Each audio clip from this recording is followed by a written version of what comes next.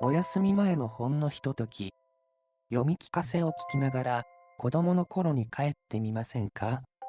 ヒーリングストーリーが心をほどき、そっと幸せの種をまいてくれます。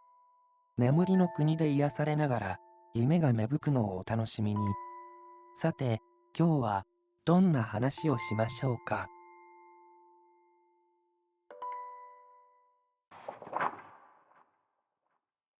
第9夜、全問正解クイズ。朝、男がいつものように花畑を散歩していると、村長さんに会いました。村長さん、おはようございます。おはよう。君は今朝も散歩しているんだね。はい。毎日あまりにも暇なので、なるほど。それなら、君、クイズ大会に出てみないか。クイズ大会？ずいぶん急な話だな。今暇だと言ったじゃないか。言いましたけど、そうか。やはり参加するんだね。あの、聞くところによると、かなりタフでハードなクイズ大会らしい。だが、君ならきっと大丈夫だ。ちょっと、村長さん、勝手に話を進めないでください。参加者の集合場所は、村外れの洞窟の前だ。思い切り楽しんできてくれたまえ。では、これで失礼するよ。君の健闘を祈る。村長さんは、そう言うと、どこかへ行ってしまいました。勝手に祈られても困るんだけどな。とはいえ、暇なのは確かです。男は、ひとまずクイズ大会に出てみることにしました。男が集合場所にやってくると、大勢の参加者らしき人たちが、次々と洞窟へ入っていくのが見えました。なかなか大規模なクイズ大会だな。男が洞窟に足を踏み入れようとしたとき、入り口のそばにある看板が目に入りました。看板には、全問正解クイズ大会と書いてあります。全問正解クイズ？なんだそれ。そして、そばに、注意と正し書きが書いてあります。注意、会場での禁止事項は特にありませんが、一つだけルールがあります。それは、男は続きを読もうとしましたが、人の流れに押され、そのまま洞窟へ入っていきました。男が洞窟を歩き始めてから、どのくらい経ったのでしょうか。いつの間にか参加者はばらけ、暗闇の中を一人で歩いています。最初は広かった洞窟はだんだん狭くなり、今では頭がなんとか通るほどの広さしかありません。苦しい。クイズ大会の会場は一体どこなんだ？男は這いつくばりながら洞窟を進みます。すると、突然視界が開け、眩しい光に包まれました。同時に強烈な寒さが男を襲います。なんなんだよ、これ。クイズ大会じゃなかったのかよ。驚きのあまり、男は光の中でただひたすら泣き叫んでいるのでした。男は知らないうちにクイズ大会に参加していました。それはとても奇妙な大会でした。何を言っているのかさっぱりわからない出題者に、ただワイワイ騒いでいるだけの観客。そもそもどうすれば勝ちなのか、賞品が何かも知らされていません。そして男が気の向くままに回答すると、どこからともなくピンポンという音が響いてきて正解したとわかるのです。確かに全問正解クイズだ。楽勝すぎる。でも、これのどこがクイズなんだ？男は不思議に思いましたが、クイズ大会に参加し続けました。会場はとても美しく楽しいところで、居心地が良かったからです。本当に素敵な場所だな。鮮やかな色があふれる景色、鳥の声や優しい風、人々が作り出すため息が出るほど素敵なものたち。男は全問正解クイズ大会に参加する間、花畑にいた頃のような退屈とは全く無縁の時間を過ごしているのでした。そのうち、会場の雰囲気にも慣れ、周りの観客たちの言っていることがわかるようになってきました。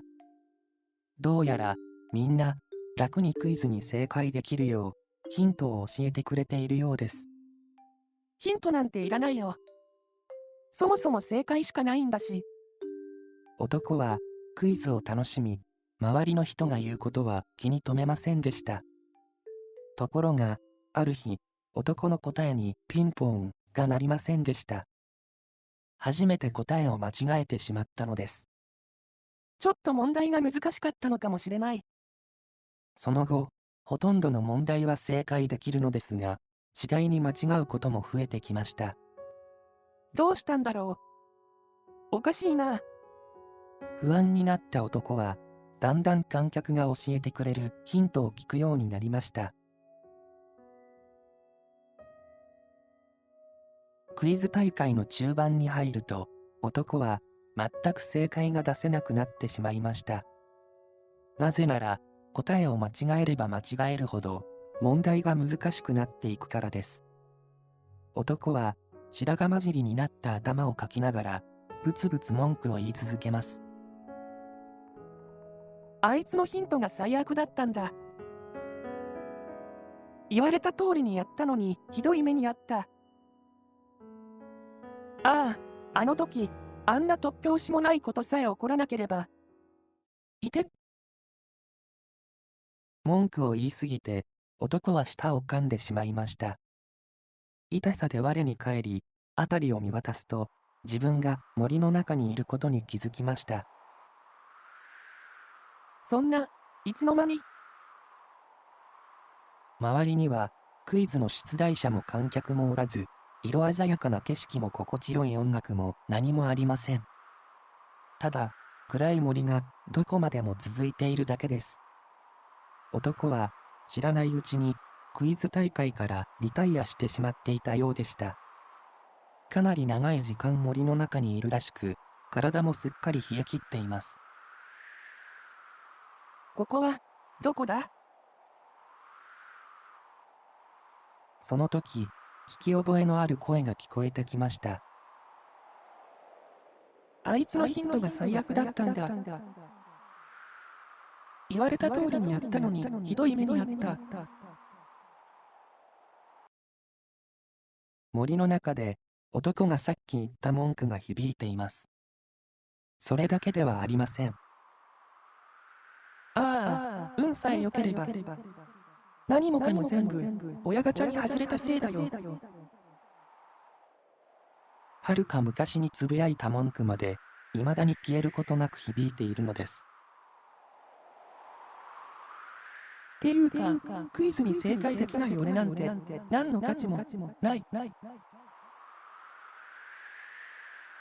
やめてくれ。男が思わず耳を塞ごうとしたその時、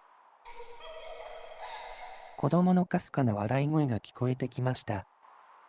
男は惹かれるように、笑い声がする方へと歩き出しました。男が歩き続けた末にたどり着いた場所には小さな焚き火がありました。焚き木のはぜる音が笑い声に聞こえてたのか。疲れすぎだな、俺。男は焚き火のそばに腰を下ろし、じっとその小さな炎を見つめます。すると焚き火は男が見つめるほどに炎が大きくなり、体を温められるくらいになりました。ああ、あったかい。ずっと忘れていたほっとした気持ち。こんな気持ちになったのは本当に久しぶりです。不正解ばかりになって、俺、クイズがすっかり面白くなくなってた。でも、どうして昔は全問正解なんてできてたんだろう。全問正解は楽しくて、毎日気分が良かったな。本当、あの頃の自分が懐かしい。思わずため息をついたとき、茂みがガサッと揺れました。なんだろ不安に思いながら、男が暗い茂みに目を向けた途端、あいつのヒントが最悪だったんだ。また昔の自分の声が聞こえてきました。静かな、だけど永遠に責め続けてくるような冷たい声です。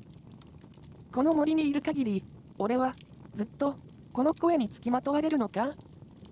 永遠にこのまま。その時、また茂みが揺れました。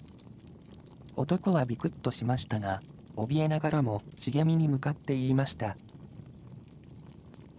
おい、そこにいるのは誰だ？すると、茂みから何かが出てきました。それは小人でした。大きさは手のひらに乗るほど。全身が真っ黒にすすけていて、顔もよくわかりません。あいつのヒントが最悪だったんだ。小人は冷たい声で言いました。でも、なんか、めちゃくちゃ小さいな。少し冷静になると、小人がプルプル震えているのに気づきました。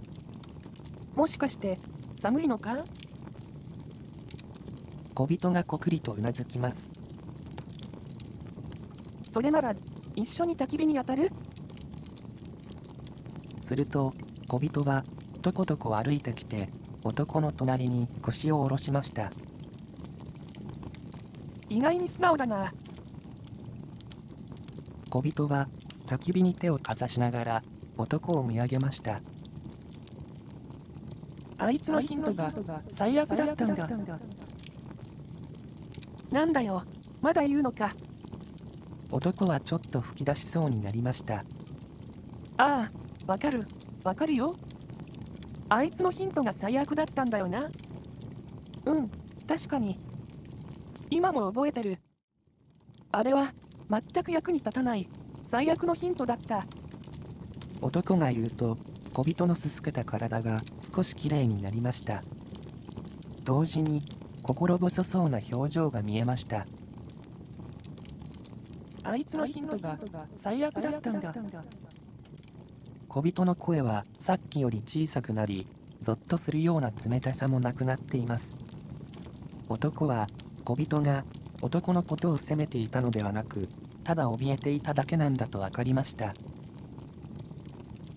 そっか、暗いところに一人ぼっちで怖かったんだよな。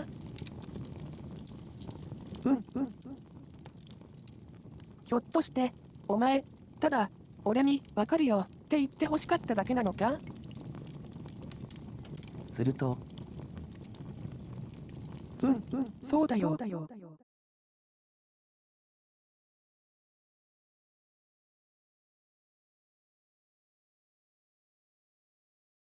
小人は笑顔で男の言葉にうなずきました。その途端、小人の体がバーッと輝きました。そして、みるみるうちに光の細かい粒になり、空へと昇っていったのでした。辺りは静かになり、またパチパチと焚き火のはぜる音だけが響いています。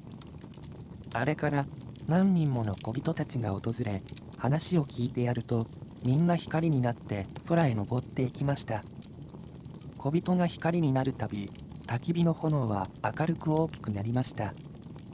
男の体はもうすっかり温まっています。男は立ち上がり、茂みに向かって声をかけました。そこにいるんだろ？出ておいで。まあ、気が向いたらでいいけど。すると、茂みから小人が一人出てきました。今までのどの小人よりも黒く汚れていて、しかも体中が傷だらけです。ひどい傷だ。長い間、あんな体で茂みの中に隠れていたのか。その痛々しい姿があまりに悲しくて、男は泣きそうになりました。小人は男が予想した通りの言葉を言いました。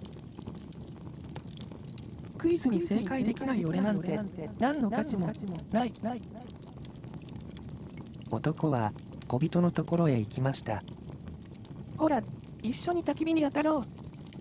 小人はおとなしく男に手を引かれ、焚き火のそばに腰を下ろしました。クイズに正解できない俺なんて何の価値もない。男は手をつないだまま小人のつぶやきに耳を傾けます。そうか、ずっとそんな風に思ってたのか。クイズに正解できない俺なんて何の価値もない。いろいろあったもんな。そう思うのも無理ない。ずっと寒かったんだろ。ここでゆっくり温まっていればいいからな。繰り返される小人のつぶやきに男は何度も何度もただうなずいてやるのでした。やがて焚き火の光が空へ届くほど大きくなりました。傷ついた小人がすっかりきれいになり、空へ登った時、男は気づきました。昔あんなに楽しかったのは全問正解だったからじゃない。心の声を聞いて自分で答えを決めていたからなんだ。そうだよ、昔は全部自分で決めていたじゃないか。次の瞬間、焚き火の炎はさらに輝きを増し、辺り一面を眩しく照らしました。暗闇で聞いた笑い声は俺だったんだ。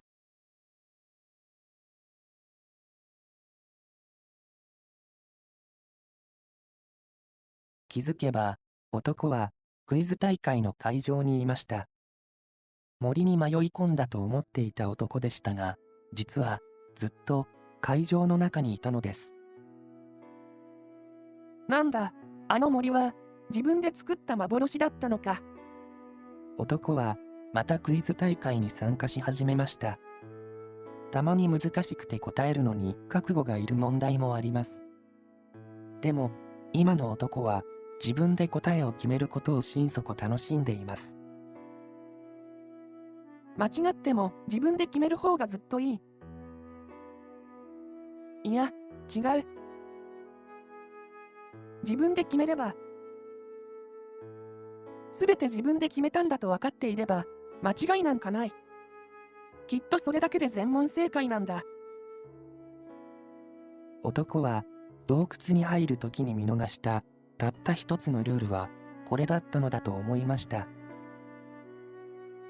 自分で答えを決める。分かってみればルールはとてもシンプルです。だけどシンプルだからこそうっかり破ってしまうルールかもしれません。そして人に選ばされたと逃げることもできません。自分で選んで決めたんだと受け止めたとき、初めてルールを守ったことになるのです。ルールを破れば、クイズはどんどん難しくなり、おまけに真っ黒い小人がわらわらと湧いてきます。でも、今の男はとても気楽です。たとえルールを守れなかったとしても、そんな自分を責めずに、心の声を聞いてやりさえすれば、焚き火はすぐに大きくなり、また、温かな気持ちで前に進めると分かっているからです。花畑に帰ったら、村長さんに言ってやろう。クイズ大会はとても楽しかったですよって。ほら、だから言っただろう。君ならきっと大丈夫だとね。村長さんの得意げな声が聞こえたような気がして、男はつい笑ってしまいそうになるのでした。